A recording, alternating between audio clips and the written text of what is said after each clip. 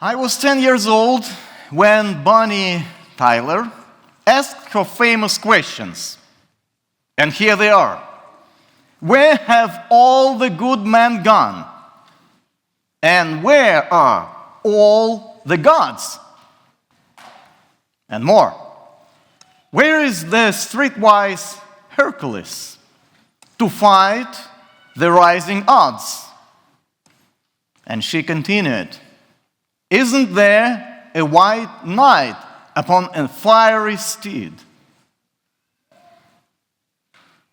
Late at night, I toss and turn, and I dream of what I need. Who can help me? What is the next line? No idea. I understand she's British, but it was one of the most popular songs 40 years ago. How about this? I need a hero. Yes, this is Bonnie Tyler, and she expressed what the American society needed. This song explains a lot. Our society needs a hero. Spider-Man, Batman, Superman, Iron Man. Who is this? Oh, you know that. Although you're Seventh-day Adventist, okay, you are not familiar with the song I Need a Hero, but you're familiar with this guy. And when you look at him, of course, he is a hero. Who is this? Oh, you know about that. Frankly, I would not recognize this one, but yeah. He is a hero. We have approximately 10,000 wannabe heroes, and superheroes, and they live in the minds of the Americans. Where are the roots of this tradition? Where are the roots of this phenomenon? Is this desire safe? Is it a safe desire or not? Is this desire to have heroes or to be a hero somehow connected with antiquity? The answer may surprise you, and today we will study something about Greek hero cult. The word hero originates from the ancient Greek heros, and the initial meaning was, especially in the Homeric era, a warrior or a noble. Actually, it specially described a demigod. Who is the most famous demigod, by the way? Someone whose father is divine and whose mother is human. By the way, he was mentioned in the lyrics. Hercules, yes. This is how the Greeks believed. So it was a result of a union of a god and a mortal. Actually, it was a part of Greek religion and philosophy, and it was a fundamental part. Actually, it likely related to the ancestor cult initially, and then it developed and became even more interesting. Like I said, in Homeric era, they were demigods, but then something interesting happened. Later, first of all, they were epic heroes, people who actually were described in some poems, in some myths, in some stories, and then also founders became heroes. Who are founders? For example, a person who started building a city. He is our founder. When this person dies, why don't we believe, why don't we accept he is our hero? And then the exceptional dead also started becoming heroes. Who are those? Those are on the screen. Athletes, warriors, or even victims of unusual deaths. So those people became heroes in Greek mind and then in Greco-Roman mind, and they, little by little, were worshipped more, and more. As you can see in this picture, we have a shrine. It's not as big as a regular Greek temple. However, actually, this shrine was dedicated to a hero, and a hero was worshipped there. In this picture, you see two gentlemen. By the way, who is God and who is a hero? Don't ask me, I have no idea. They look alike. But one of them is God, another is a hero. And guess what those people on the left are doing? They are worshiping. They actually bring sacrifices and they are worshiping gods and heroes. The Greeks didn't necessarily worship heroes because they were good. The Greeks worshipped them because the heroes were powerful. What this means, if a hero has tremendous power, this hero may come during the night and destroy our city. What should we do? It's better to bring some sacrifices to satisfy this guy and to be friends with him or her. Actually, they had both male and female heroes. Now, the main question is, are we influenced today by this Greek practice? And it's not my opinion. This is something that contemporary scholars who study history and sociology, those scholars highlight the fact that modern obsession with hero worshipping celebrities and historical figures, it comes from the Greek idea to worship heroes and to treat them as demigods. As Christians, are we influenced by this today? Again, not my idea. First of all, yes, and it's through the cult of saints. When Christianity spread throughout the Mediterranean, the local protective nature of hero cults was often transferred to Christian saints. And the majority of you never lived in the Orthodox culture. I used to live, and I know how people believe in those heroes. You may take a bus, and you may see a small icon of a saint, Orthodox saint. And guess why a driver would have this small icon? To protect himself and passengers. So, as a result, just as a Greek city had a patron hero whose relics or bones were believed to protect them, Christian cities also adopted this idea of patron saints. And like I said, I lived in the Orthodox culture. It's everywhere, virtually everywhere. You even take a bus, a small icon. You go there, small icon. Sometimes, like stores are owned by secular people. Yes, sometimes by the Orthodox guys. A small icon, protective sign. Interesting. And actually, this idea came to Christianity directly. Then, we also have preaching and leadership. And first of all, we should look at the Catholic Church. Obviously, ask them, do you have a hero? Is the Pope a hero? No, no way. We do not worship him as a divine person. Oh, really? Have you read The Great Controversy? What was in the Middle Ages especially? By the way, can the Pope theologically make mistakes? Just read those doctrines. But to some extent, the Catholic leader is a hero of the church. The saints, they also heroes of the church. And this idea actually was transferred from Greece, then from the Greco-Roman culture to Christianity.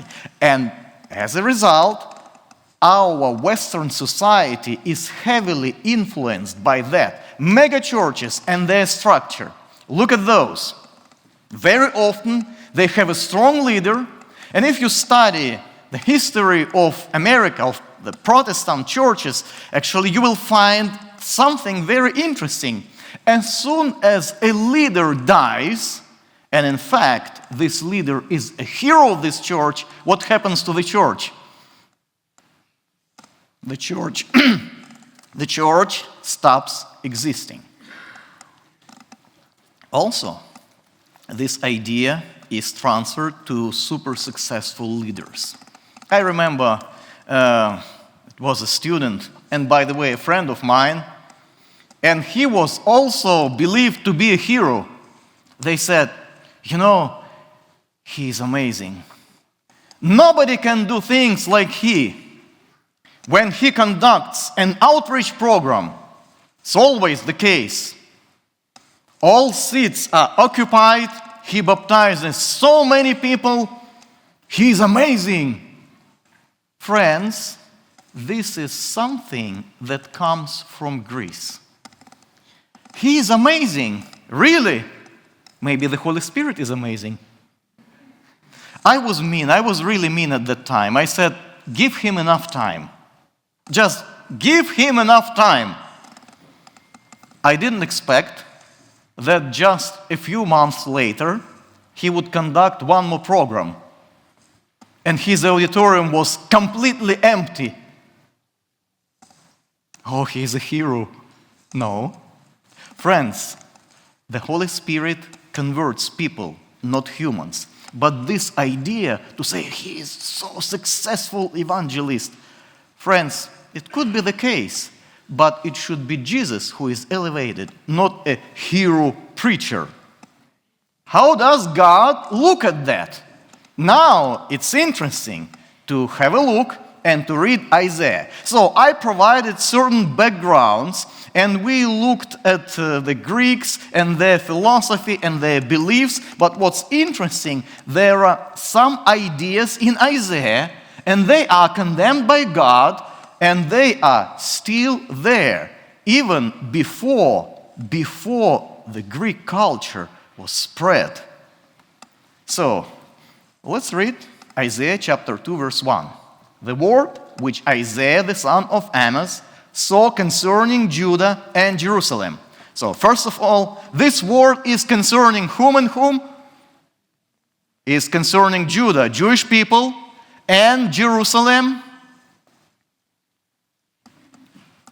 And then Isaiah begins. Now it will come about that in the last days, in what days, church? So Isaiah is talking about which days? I suppose approximately our days. Am I correct? The mountain of the house of the Lord will be established as the chief of the mountains, and will be, what will it do? It will be raised above the hills, and all the nations will stream to it. Isn't it amazing? But the question is, how will God fulfill this prophecy? Will Jerusalem attract all the peoples on the earth? There are people, there are Christians who believe that this prophecy will be fulfilled literally like that. Of course, we can be sure about the prophecies only when they fulfill. But for now, here is my interpretation. It's not about the mountain. It's not about the temple. It's about Jesus, who is, by the way, in Daniel, we see the stone, right? And then what happens to the stone? Huh? It breaks, and after that becomes a huge mountain. And this stone is Jesus.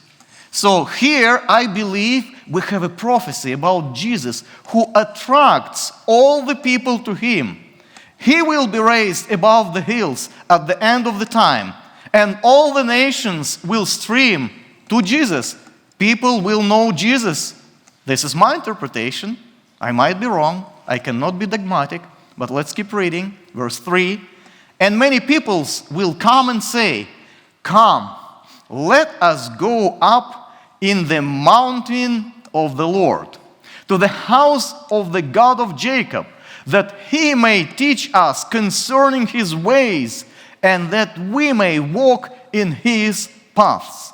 For the law will go forth from Zion, and the word of the Lord from Jerusalem." I keep believing that this is about Jesus, who came and he was crucified in ancient Judea, and actually from Jerusalem came the teaching of Christianity. As you can see, the tone and the mood of those verses is very optimistic. Can you imagine? All those peoples come to Jerusalem and worship. And I believe this is spiritually how people come and accept Jesus. Verse 4. And he will judge between the nations and will render decisions for many peoples. And they will hammer their swords into what?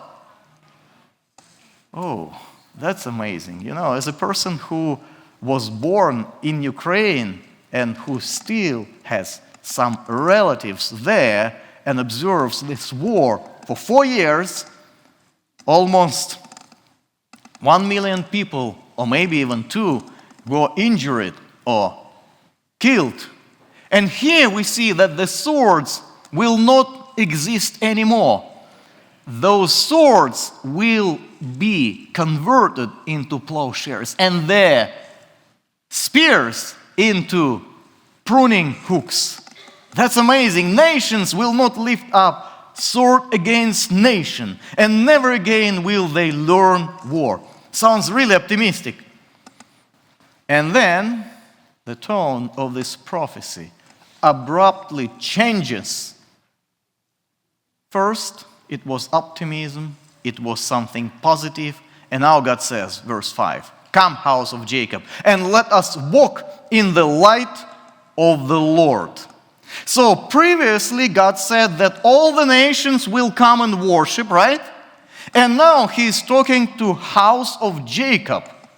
And what is happening there? Verse 6, "For you have abandoned your people, the house of Jacob, because they are filled with influences from the east. And they are," who are they? "Soothsayers, like the Philistines, and they strike bargain with the children of foreigners." Verse 7, "Their land has also been filled," and this is important, "with silver and gold, and there is no end to their treasures. Their land has also been filled with horses, and there is no end to their chariots." Chariots and horses represent the military power, the most powerful weapons at that time. Then you have treasures, you have silver and gold, and looks like that Judea at that time lives in prosperity. But in verse 8 we find that their land has also been filled with idols. They worship the work of their hands, that which their fingers have made. All this prosperity, all these weapons with, their ideas to be strong and to resist any possible oppression or danger from the surrounding nations, it was done without God. Yes, they were wealthy. Yes, they had weapons, but at the same time, they also got idols. And Isaiah says, "So the common man has been humbled, and the man of importance has been abased, but do not forgive them. And after that, we have a call. Enter the rock. So, verse 10 tells us, enter the rock and hide in the dust from the terror of the Lord and from the splendor of His majesty. I need someone's help. Who can help me? Who is good at math? Okay, kids, can you help me? Are you good at math? Yes, you are. All right. Look at the screen.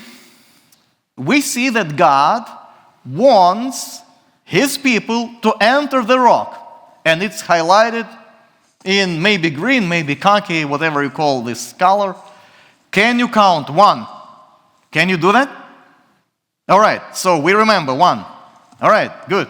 So we have this first call, enter the rock. Let's read verse 11. The proud look of man will be abased, and the loftiness of man will be humbled, and the Lord alone will be exalted in that day. What day? What day? Huh?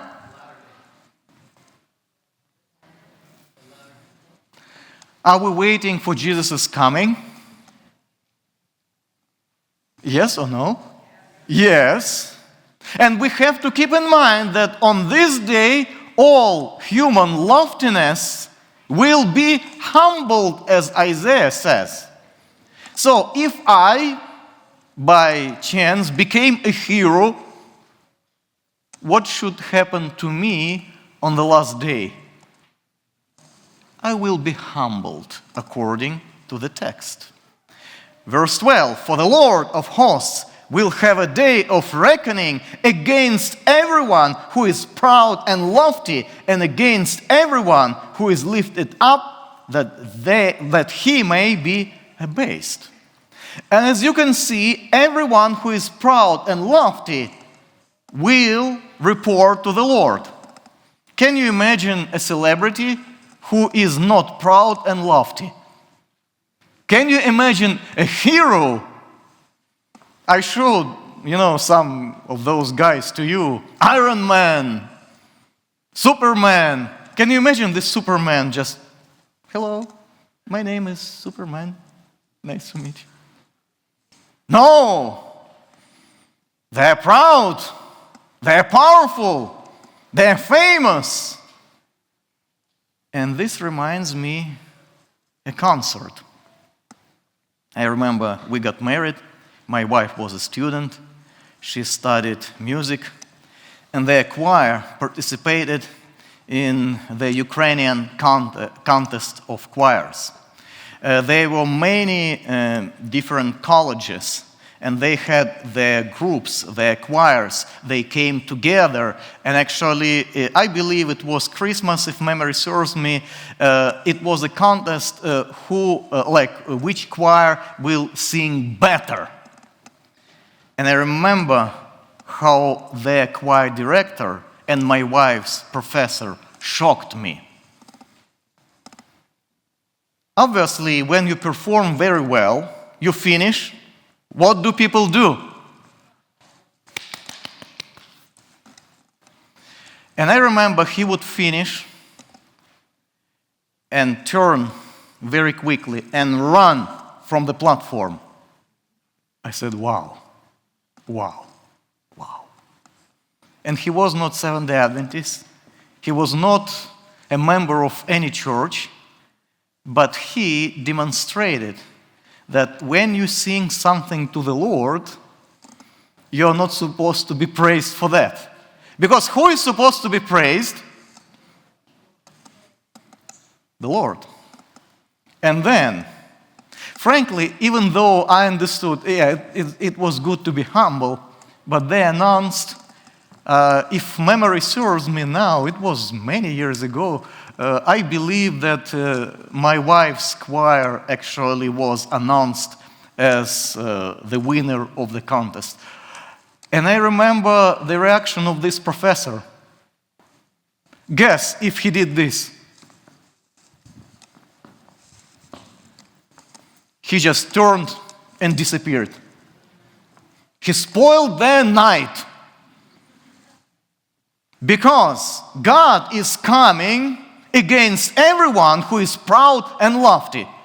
And I said, wow, if this guy, who is supposedly a secular professor, behaves like that, I, as a pastor, I was a young pastor at that time, what should I do when people, sometimes they do this, sometimes they express their frustration. This is our pastoral life, and it's fine. But this gentleman taught me that to be proud and lofty cannot coexist with Christianity. And I said, wow. Verse 17, the pride of man will be humbled. Wait a minute. Did I copy and paste a wrong verse? Let's return. Everyone who... No. Verse 12 is almost repeated in verse 17. The pride of man will be humbled, and the loftiness of man will be abased. So, Isaiah goes over and over, and the Lord alone will be exalted in that day. But the idols will completely vanish. And as you can see, pride and idols, they go together. They go together, and pride cannot exist without idols, although idols cannot exist without proud men and women. Verse 19, man will go into caves of the rock. Okay, so you're counting here, right? What do we have? Is this the same, or at least looks like? And highlighted in green or khaki. How do you call this? Green. Okay. All right. Let us call this green. I love this. So, how many do we have? 2. Thank you very much. As you can see, Isaiah goes over and over, and again he says, man will go into caves of the rocks and into holes of the ground before the terror of the Lord and the splendor of his majesty when he arrives to make the earth tremble. Verse 20, in that day man will cast away to the moles and the beds, the idols of silver. Again, Isaiah says that the idols will disappear, and the idols of gold, which they made for themselves to worship. Now I would like to explain this. You remember previously God accused them of having horses, silver, and gold. How did they use their silver and gold according to this verse? They made idols out of them. In order to go into the caves, we have caverns of the rocks and the clefts of the cliffs, before the terror of the Lord and the splendor of his majesty. So, one more time. In that day, man will do what? Cast away the idols in order to go into the caverns.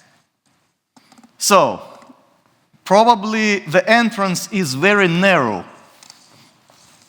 The idol cannot be squeezed there. What should people do to hide? To drop the idols and to hide. Are you counting? 3. Thank you very much. If you read Isaiah chapter 2 very carefully, and I challenge you, please come home and read this chapter again. The same theme is repeated 3 times. 3 times Isaiah is talking about entering the caves in order to hide from the Lord, and he is talking about his people. And this is the iconic verse that is placed in the context of this story. 22. Stop regarding man, says the Lord, whose what? Breath of life is in his nostrils.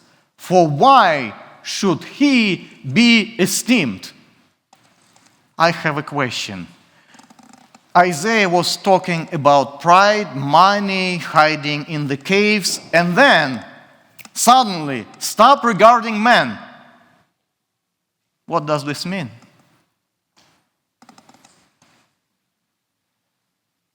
All idolatry, all desire to have money, all desire to have power is concentrated and found in a human mind. And especially those who managed to become heroes, they are treated like demigods.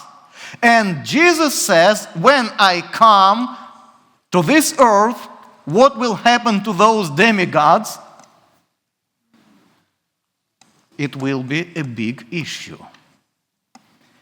The Lord's day today is described in the book of Revelation. Now let's go to Revelation chapter 6, verses 15 and 16. Then the kings of the earth, and the great men, and the commanders of the rich and the strong, and every slave and free man hid themselves in the caves and among the rocks of the mountains. What do we see here? All right, kids, does it look similar to Isaiah? Huh? It's not highlighted. Can we say 4? 4. Thank you very much. Amazing help. Amazing help. Thank you very much. What is the difference between Isaiah and Revelation?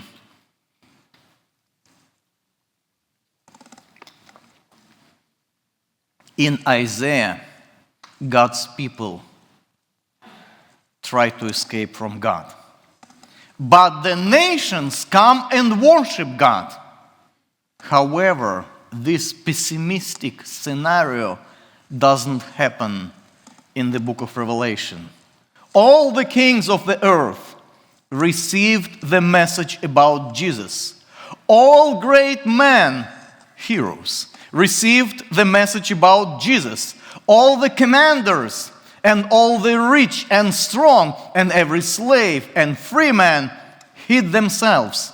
The message was sent to them, but at the very end we see that Jesus is rejected by the majority of the people. And they said to the mountains and to the rocks, "Fall on us and hide us from the presence of him who sits on the throne and from the wrath of the Lamb." Remind me, how would ancient Israelites punish those who deserved the capital punishment? They would stone them, right? And interestingly enough, those people who try to escape from Jesus, they ask the mountains and the rocks, "Please stone us and hide us from him who sits on the throne and from the wrath of the Lamb." Even though those pictures are sweet, Jesus is typically coming, smiling like this, right? What do we see in the text? Ask my kids when I suddenly come home and they do not expect that, knowing the password from a laptop. Probably later, Dad will hug them. Not immediately. Jesus is coming to punish sinners. And the sinners say, "For the great day of their wrath has come." There, the Father and the Son, and who is able to stand? Who is able to stand? The book of Revelation replies to this question. Revelation 14, verse 1. "Then I looked, and behold, the Lamb was standing" where? "On Mount Zion, and with him 144,000, having his name and the name of his Father written on their foreheads." That's interesting. Actually, Revelation 14 shows us Jesus with his followers, but then afterwards, other chapters show us the final conflict. And it's a problem because actually when you analyze this text, it looks like Jesus is with his followers before the last battle. And where are they? On the Mount Zion. And that's why actually this mount is located in Jerusalem. There are two types of interpretation. Jesus will come literally, surround himself by his followers, and then lead them to the final battle. Do you believe like that? Do we believe that Jesus, before coming, will come, surround himself by the followers, fight the final battle, then will return to heavens, and then will return one more time? Do we believe in that? No. Why would they stand on Mount Zion before the final battle? Because if you follow Jesus today, if you make your decision to follow him today, your battle is won already. These are the ones who have not been defiled with women, for they have kept themselves chaste. These are the ones who follow the Lamb wherever he goes. These have been purchased from among men as firstfruits to God and to the Lamb. As you can see, we have amazing contrast here.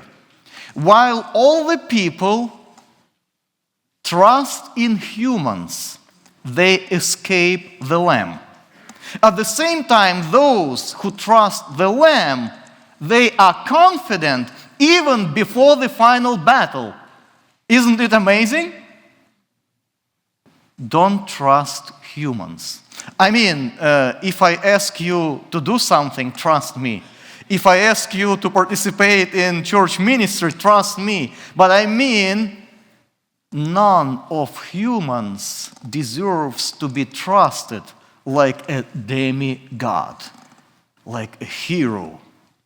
Because Isaiah says, stop regarding man whose breath of life is in his nostrils, for why should he be esteemed? Does God need a hero? As you can see, to win the final battle, we do not need a Spider-Man. We do not need a Batman. To win the final battle, we do not need a Superman. And Jesus doesn't need them either. Because the one who wins the battle is Jesus himself. Jesus needs people who follow him. Jesus needs witnesses. When I finished preparing my sermon, I decided to have fun. Some people call biblical characters the heroes of faith. It's more popular in Europe to do that. In America, we typically call them giants of faith, right? Nevertheless, I asked GPT. I said, is Abraham a hero of faith? And GPT said, well, there are people who believe in that. And this concept comes from understanding of the letter to Hebrews. When Abraham is pictured as a person who believed in God, but to be a hero of faith is not biblical. By the way, if Ellen White somewhere uses this phrase, don't take Ellen White's volume and show to me and say, Pastor, you deliver heresy. It's not the case. I mean, just please understand what I mean. And this robot said to me, Abraham is not a hero of faith. I said, okay, who is Abraham? And it replied, Abraham, biblically speaking, is a witness. And added to that. The Bible, listen, the robot is speaking. The Bible doesn't have a Greek concept of heroes. The Bible has a concept of witnessing. I said, wow, thank you very much for teaching me. Obviously, maybe some time ago our pioneers used this word hero, but it's not the main point. The main point is, while this entire world is focused on worshiping, literally worshiping their heroes, and waiting for people with superpower, while they're focused on their music, while they're focused on their baseball, Jesus says, be focused on my salvation. Be among those who follow me no matter what. And in this case, we will overcome, and our victory will be amazing and full.